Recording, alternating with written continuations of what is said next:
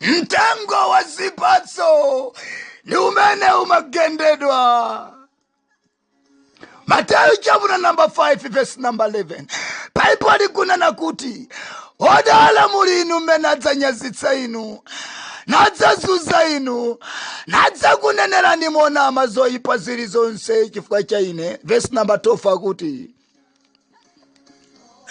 sekerani sangalalani chifukwa mphatso yanu ndi yayikulu mmwamba, pakuti potero adazuza aneneri adakhalawo musanabadwe inu.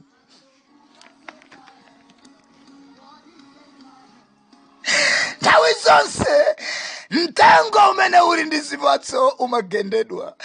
Mtengo umene uli ndi zipatso umagendedwa. Mtengo mmene mulibe kena kalikonse anthu samagenda mwayi. Anthu amakhala kuti alibe nawo ntchito mtengo. Koma amakagenda mmene muli zipatso.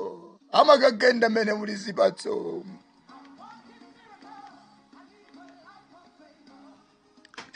Ambuye Yesu adakhala pa dziko lapansi.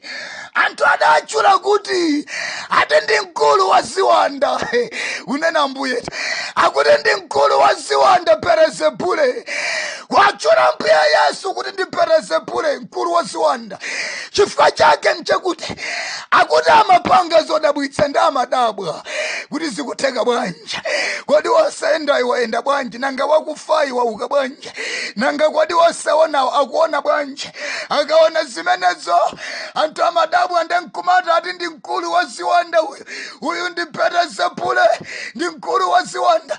Kutalako anthu pa dziko pano kama kuyamikira wina aliyense, apa wina kukuimbira manja, wina kuti uyu inu ndinu munthu wa Mulungu, wina kuti inu nde number 1, wina kukuchemererana.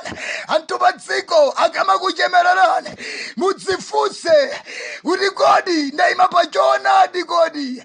Popeza amene waima pachona muzenizeni pa dziko pano okondedwa samayamikiridwa, amanyozedwa kwambiri. Anthu akama kuchemererana wina aliyense kukuimbirani manja mudzipatse mafunso, chifukwa chimenecho ndi chizindikiro chonena kuti simunayime bwino.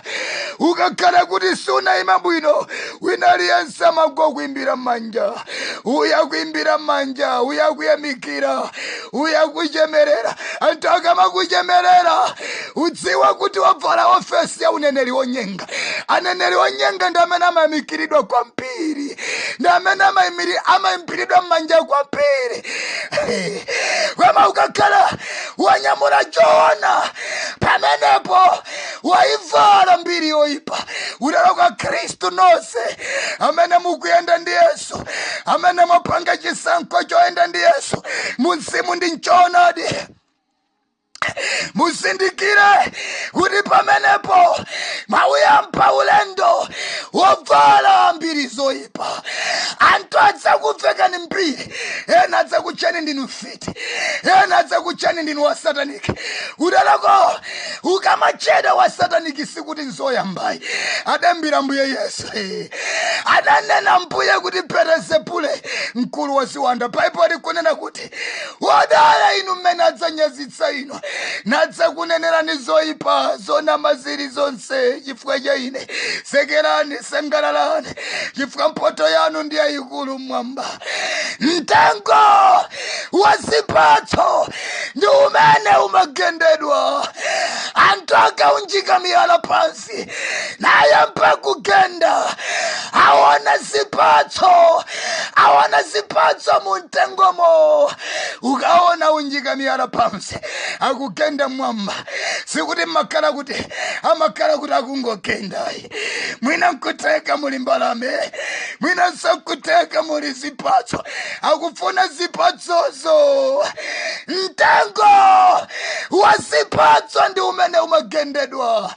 Ukakhala chipona, ukakhala wopemphera, umasokoneza dera akakhala ndi mapemphero ako amfiti amagonja amfiti akagonja akatero amakupatsa mayina woyipa amfiti aja watamba omwewo akabwera kudzakutambira aona nyanja tsiku lina aona moto tsiku lina sakuonayi chifukwa chonena kuti kumwamba kukupakira kumwamba kuli ndiwe Yesu akukutetezera akatera mfiti akamabwerera amapita alodabwa amaona ngati kuti mwina mwake iwe udakasamba patali kuposa iwo kutero kwa mfiti aja ndi amene amakanyamulaso dzina lako nayamba kulichukitsa kuti ndiwe mfiti amakasiya pansi ufiti wawo nayamba kunena kuti ukutchula iwo akuti ndiwe mfiti chifukwa chakuti mkati mwako akuti wanyamula mphamvu zoposa mphamvu zimene ali nazo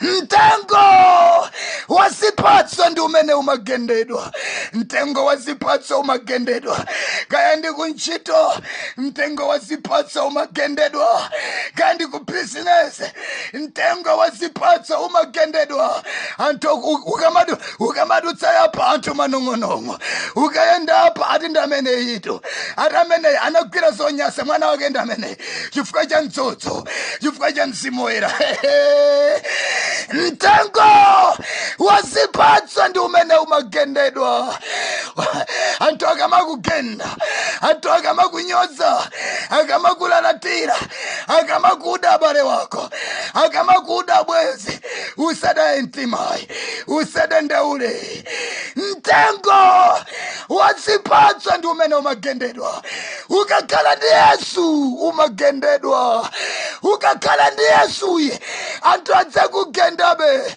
ona utayesetse bwanji kuchita zabwino pa dziko pano ukondedwa anthu adzakunyozabe chifukwa mtengo wa zipatso ndi umene umagendedwa amene ali ndi Yesu ndi amene amagendedwa